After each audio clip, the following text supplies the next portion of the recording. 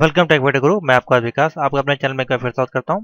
तो स्टूडेंट, आपकी सी लैंग्वेज की क्लासेस चल रही हैं कंटिन्यू, उसको आप ज्वाइन कर सकते हैं, जिसकी टाइमिंग आपकी रहेगी इवनिंग में 7 बजे के टाइम। और वीडियो क्लास तो मैं आपको दे रहा हूं, उसके साथ आपको गेस्ट पेपर और पीडीएफ नोट भी परचेज करना होगा, तभी आप जो है अच्छे से उसको क्लियर कर पाएंगे। तो ये 2 मंथ का हमारा क्लास चल रहा है। जो सी लैंग्वेज के जो बच्चे बचे हुए हैं वो काफ़ी बार से पास नहीं हो पा रहे हैं, उस कारण से मैंने आपको सी लैंग्वेज की एक एक्स्ट्रा क्लास आपको दे रहे हैं, जो कि हमारी चलेगी 30 तारीख तक। तो ये 30 जुलाई तक चलेगी। इसके बाद हम 1 अगस्त से आपके जो है मॉक टेस्ट R4 और R5 दोनों के कंबाइन आपके मॉक टेस्ट स्टार्ट कर देंगे। तो 1 तारीख से आप मॉक टेस्ट के लिए ज्वाइन कर सकते हैं। तो कंटिन्यू बने रहें और चैनल सब्सक्राइब कर लें, बेल आइकन प्रेस कर लें, जिससे कि आपको डेली नोटिफिकेशन मिलती रहे। और गेस्ट पेपर परचेज कर लें सी लैंग्वेज का, हिंदी इंग्लिश में मैंने बना दिया है। और उसके जिनके पास नोट्स हैं अच्छी बात है, तो उनको मैं दे दूंगा जिन्होंने नोट परचेज किया हुआ है। जो कि अगर उन्होंने पूरा कोर्स परचेज किया हो तो मिल जाएगा, नहीं तो आपको एक्स्ट्रा पे करके उसको परचेज करना पड़ेगा। ठीक है, तो चलिए देखते हैं। आज हम बात करेंगे, एक मोस्ट इंपॉर्टेंट टॉपिक है। देखिए यहाँ पे सारी क्लासेस लगी हुई हैं। ये क्लास नंबर 4 थी, जिसमें हम लोगों ने आपको ऑपरेटर के बारे में बताया था, जो कि काफ़ी इंपॉर्टेंट टॉपिक था। उससे पहले डेटा टाइप्स के बारे में पढ़ा था। तो आज जो टॉपिक पढ़ेंगे वो और ज़्यादा इंपॉर्टेंट है। जो मैं सिलेबस की बात करूँ तो ये देखिए सिलेबस है। तो आज हम ये कंप्लीट कर लिया था सी लैंग्वेज का 3rd नंबर। आज आपका जो सिलेबस के अनुसार यूनिट जो है आपकी वो 4th पे चलेंगे, यानी कि चैप्टर नंबर 4 पे चलेंगे। कंडीशनल स्टेटमेंट के बारे में देखेंगे। तो पहला टॉपिक इसमें है decision making with a program and conditional. तो आज हम डिसीजन मेकिंग के बारे में आपको बताएंगे और ब्रांचिंग इन सी किस प्रकार से करते हैं उसके बारे में आपको बताएंगे, जो कि बहुत अच्छा टॉपिक है। और देखिए 7 आवर का टॉपिक है, बड़ा टॉपिक है। और इस टॉपिक से आपको काफ़ी ज़्यादा क्वेश्चन और प्रोग्राम और ऑब्जेक्टिव आते हैं, क्योंकि इसमें आपका loop, while loop, for do while loop, for loop, nested infinite loop, go to, switch, structure, सभी तरह के प्रोग्राम आपको देखने को मिलते हैं, जो कंडीशन बेस होते हैं, जो बार बार रिपीट होते हैं। तो उस बेस पे ये आपको प्रोग्राम इसमें डिफाइन करने हैं। तो चलिए देखते हैं किस प्रकार से इसकी थ्योरी और इसका सिंटैक्स और एग्जाम्पल होगा, वो आपको हम एक्सप्लेन करेंगे। इसके कई पार्ट्स होते हैं, उसके बारे में देखते हैं। तो चलिए शुरू करते हैं। तो चलिए स्टूडेंट आगे चलते हैं। तो आपको बता रहे हैं, जो इसमें हम जो आपकी कंडीशनल प्रोग्रामिंग होती है, इसको हम 2 पार्ट में डिवाइड करते हैं। तो पहला पार्ट हमारे पास है डिसीजन। आप लिख लें यहाँ पे। पहला पार्ट जो आज हम आपको बताएंगे वो है आपका decision making and branching. Decision making making and branching. और दूसरा आपका होता है डिसीजन मेकिंग एंड लूपिंग। ठीक है, एक होता है डिसीजन मेकिंग एंड ब्रांचिंग और दूसरा होता है डिसीजन मेकिंग एंड लूपिंग। क्या अंतर होता है? तो ब्रांचिंग में आपका जो है उसको कई पार्ट में डिवाइड कर सकते हैं ब्रांच के रूप में। और लूपिंग का मतलब यहाँ पे है डिसीजन मेकिंग लूपिंग, यानी कि जब तक आपका प्रोग्राम है टर्मिनेट नहीं होगा, एक्सिक्यूट नहीं होगा, तब तक हम आपको उसको कंटिन्यू चलाते रहेंगे। तो ये बेसिकली अंतर है।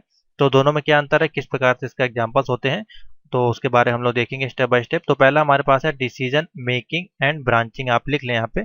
ब्रांचिंग की स्पेलिंग होती है BRANCHING। ठीक है, मैं शॉर्ट में लिख दे रहा हूँ, इसलिए मैं बोल दे रहा हूँ। तो इसको हम 4 पार्ट में डिवाइड करते हैं, यानी कि इसको 4 प्रकार से इसमें कंडीशंस को हम ऐड कर सकते हैं। तो देखिए पहली कंडीशन इसमें क्या बनती है आपकी। तो इस पहली जो कंडीशन होगी इसमें बनेगी इफ स्टेटमेंट। कौन सी आएगी? If statement. इफ स्टेटमेंट लिख लें आप। दूसरी नंबर आएगी इसमें स्विच स्टेटमेंट। दूसरी नंबर है स्विच, SWITCH,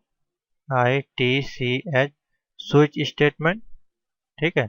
नंबर 3 आएगा हमारे पास इसमें conditional operator statement. Conditional conditional आप लिख लें, कंडीशनल ऑपरेटर स्टेटमेंट। ठीक है, मैं बोल दे रहा हूँ इसलिए आप सुन के नोट कर लें। 4th नंबर आएगा इसमें गो टू स्टेटमेंट। ठीक है, गो टू स्टेटमेंट। तो ये आपके हैं 4 डिसीजन मेकिंग एंड ब्रांचिंग के पार्ट, जिनको हम प्रोग्रामिंग के माध्यम से समझेंगे, इनका सिंटैक्स देखेंगे। तो इनको 4 पार्ट में बेसिकली डिवाइड किया जाता है और इन्हीं के द्वारा हम डिसीजन मेकिंग और ब्रांचिंग की जो भी कंडीशनल बेस्ड प्रॉब्लम्स होती हैं उनको हम एक्सिक्यूशन करते हैं, उनका प्रोग्राम बनाते हैं। तो इनमें अलग अलग तरह की कंडीशन लगती हैं, अलग अलग तरह से इनको यूज़ किया जाता है जब हमको ज़रूरत होती है। तो बेसिकली आज से आपका जो क्लास स्टार्ट हो रही है, इसमें आप ये सीखेंगे कि किस प्रकार से कौन सी कंडीशन अगर मान लीजिए आपको प्रोग्राम में दी, तो कैसे आप प्रोग्राम को डिजाइन करेंगे।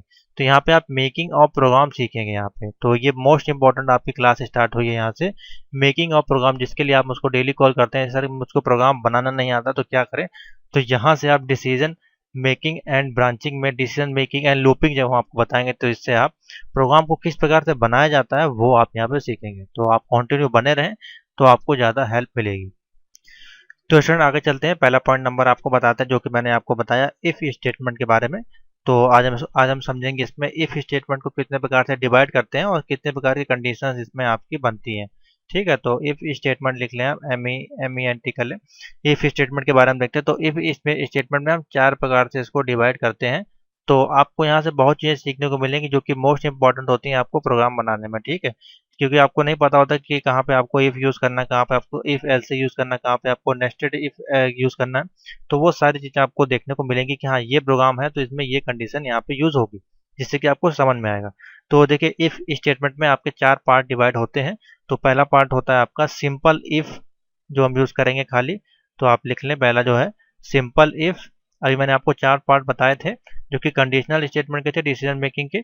उसके बाद आपका पहला जो उसमें पॉइंट था इफ स्टेटमेंट, उसके भी हमारे 4 पॉइंट यहाँ पे बनते हैं। तो पहला सिंपल इफ हो गया, दूसरा है इफ डेस करके आप लिख लें एल से, इफ एल से जो हम लोग यूज करते हैं बेसिकली। तीसरा नंबर होता है हमारा इसमें nested of if, nested of if. ठीक है, फोर्थ नंबर इसमें होता है आपका एल से इफ लेडर, एल से इफ लेडर। ठीक है, तो ये 4 पार्ट में डिवाइड किया जाता है इफ स्टेटमेंट को। पहला हमारा है सिंपल इफ से, दूसरा हमारा इफ एल से, तीसरा हमारे पास नेस्टेड ऑफ इफ, और फोर्थ नंबर है एल से इफ लेडर। तो इनके 4 कंडीशन बनती हैं अलग अलग। इनके एग्जाम्पल के साथ हम लोग इसको देखेंगे किस प्रकार से इसमें प्रोग्रामिंग करते हैं, किस प्रकार से इसका आउटपुट और एक्सिक्यूशन किया जाता है। तो चलिए आगे चलते हैं और देखते हैं। तो चलिए स्टूडेंट आगे चलते हैं, इसमें आपको बताते हैं पॉइंट वाइज आपको। तो पहला हेडिंग डाल लें आप सिंपल इफ के बारे में। सिंपल इफ के कुछ एग्जांपल और उसका सिंटैक्स देखते हैं। तो देखिए मान लीजिए आपसे पेपर में सिंपल इफ के बारे में पूछा जाए तो किस प्रकार से उसका आप आंसर लिखेंगे, यहाँ पे आप ये भी समझते चलें, साथ साथ मैं आपको बताता चलूंगा। तो देखिए कोई भी प्रोग्रामिंग अगर उसकी थ्योरी पूछी जाती है तो आपको उसका सिंटैक्स पता होना चाहिए और उसका एक एग्जाम्पल आपको आना चाहिए।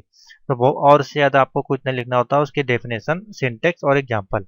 तो मुश्किल से 2 लाइन की डेफिनेशन होगी, 1 लाइन 2 लाइन का सिंटैक्स होगा, और मुश्किल से 4 से 5 लाइन का प्रोग्राम होगा। तो आपका 1 पेज आधा पेज आराम से भर जाएगा। तो इस प्रकार से आप लेके चला करें।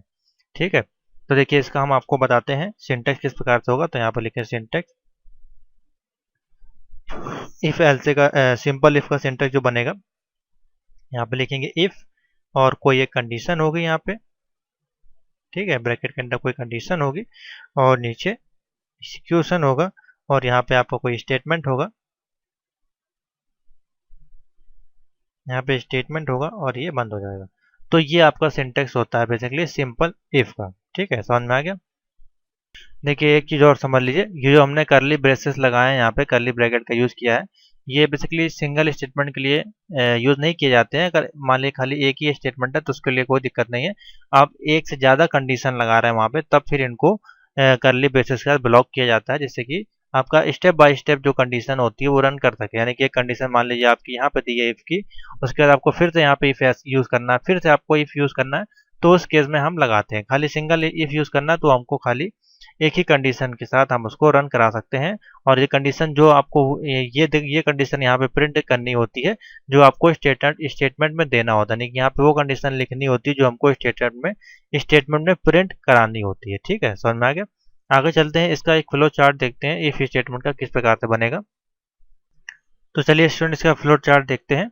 तो सबसे पहले यहाँ पे आपकी एंट्री होगी, तो यहाँ पे लिखते हैं एंट्री, यानी कि कोई भी कंडीशन आप देंगे सबसे पहले उसकी एंट्री कराएंगे प्रोग्राम के अंदर। तो एंट्री किस प्रकार से होगी, यहाँ पे इस प्रकार से हम उसको फ्लो चार्ट में डिफाइन करते हैं।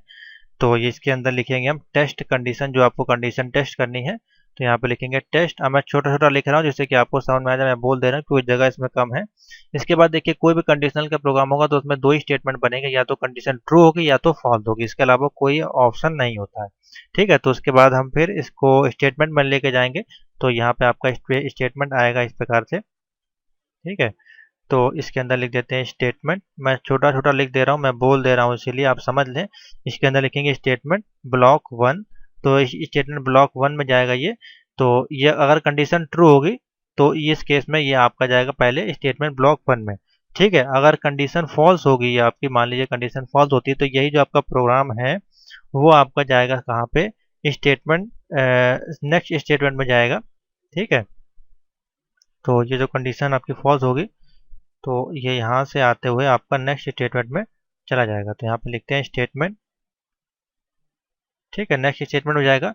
और इसी प्रकार से कंटिन्यू चलता जाएगा। मान लीजिए कंडीशन अगर आपकी फॉल्स होती जाती है तो वो आपका एग्जीक्यूट होता जाएगा, नीचे चला जाएगा नेक्स्ट स्टेटमेंट में।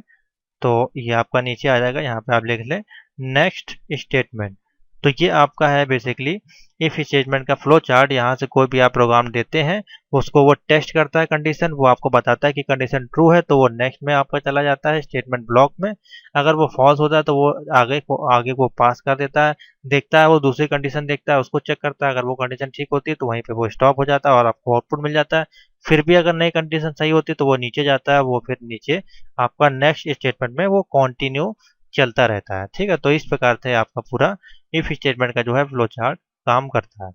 तो चलिए स्टूडेंट आगे चलते हैं, इफ स्टेटमेंट का एक एग्जांपल देखते हैं, प्रोग्राम बनाना सीखते हैं किस प्रकार से। एक इवन का प्रोग्राम बनाकर बताएंगे आपको, बहुत सिंपल सा, किस प्रकार से वैल्यू इवन होती है आपको बताना। यानी कि अगर 2 से आप 2 को डिवाइड करते हैं तो वो आपकी वैल्यू क्या देगा, 0 देगा, यानी कि वो वैल्यू आपकी इवन है।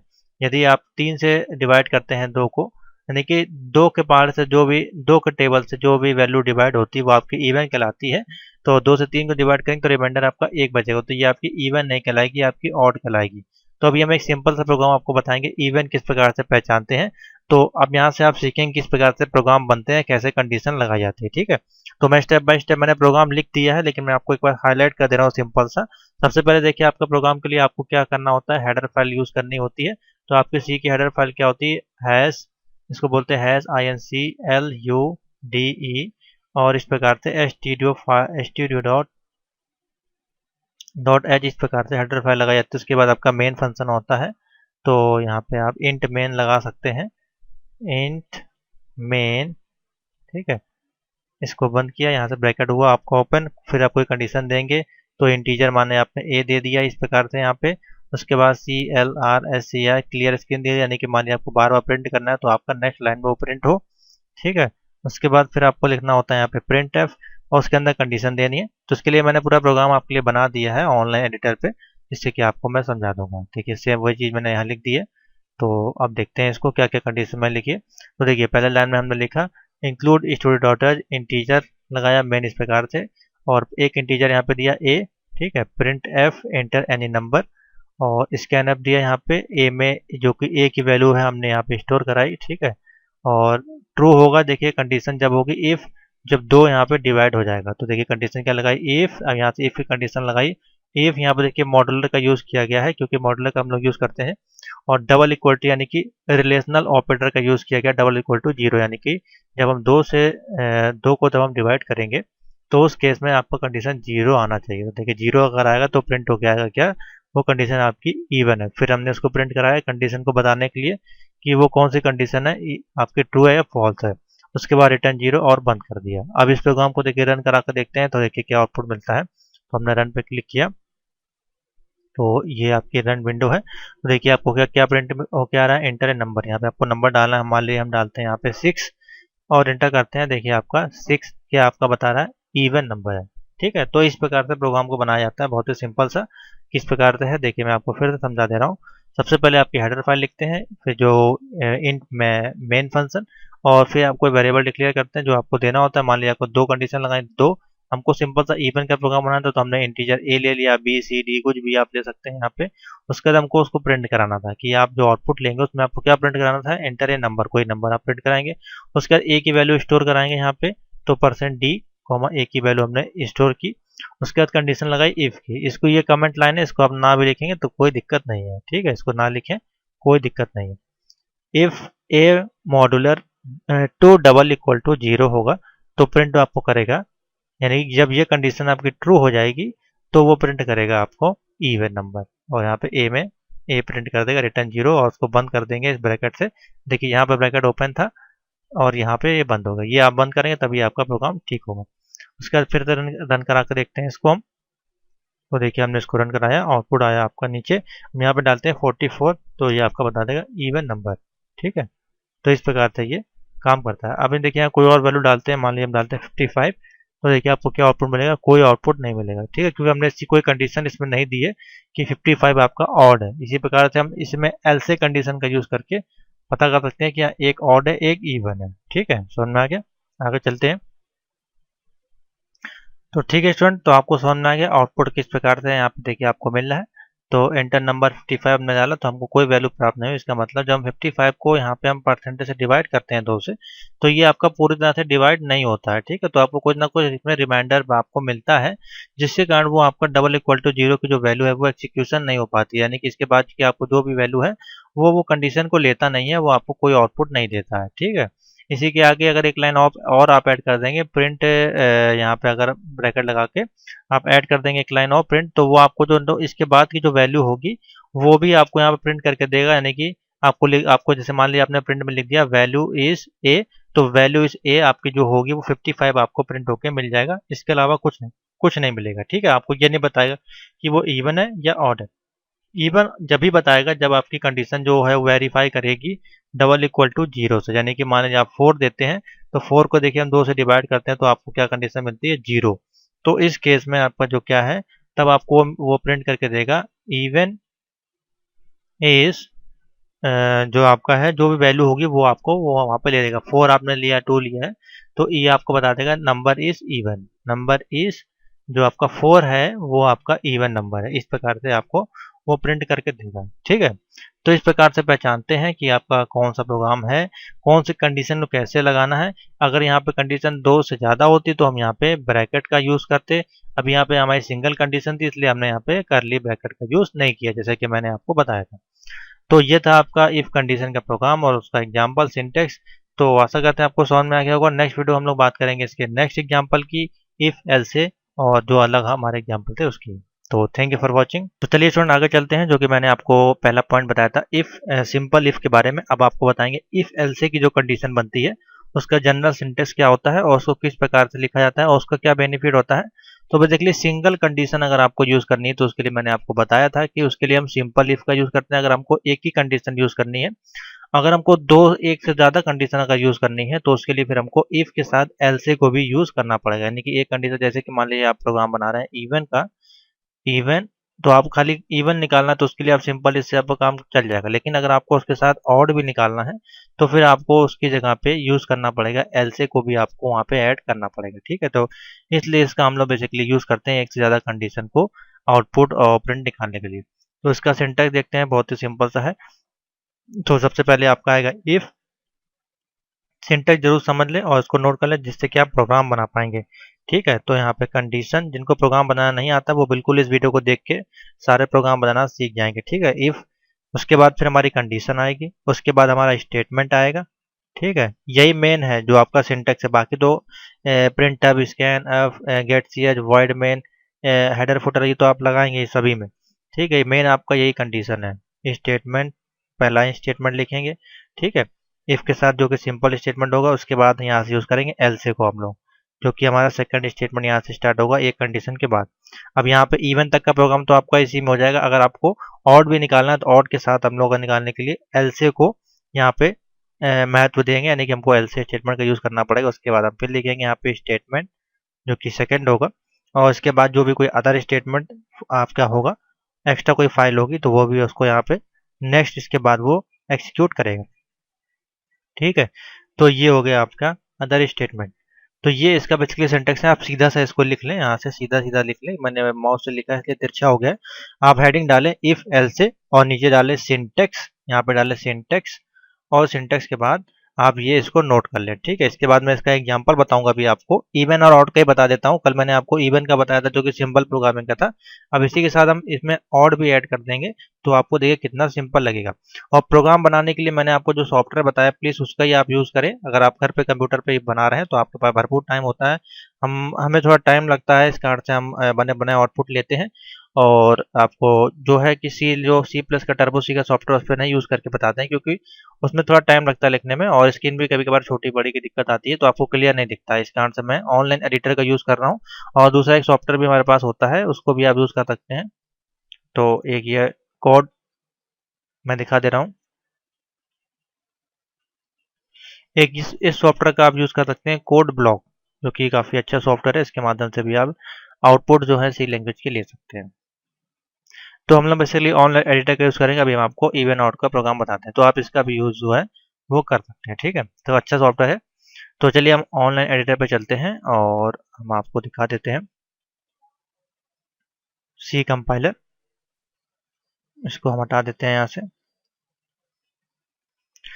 तो चलिए स्टूडेंट आगे चलते हैं। ये देखिए आपका इवन और ऑड का प्रोग्राम मैंने यहाँ पे लिख दिया है, जो कि काफ़ी सिंपल है। कल का जो मैंने प्रोग्राम बताया था खाली इवन का, तो वहाँ तक तो आपको लिखने कंडीशन, यहाँ तक की आपकी कंडीशन थी पूरी। ठीक है, इसके बाद हमने एक लाइन और ऐड कर दी, क्योंकि ये प्रोग्राम आपका इफ एल्से का प्रोग्राम है।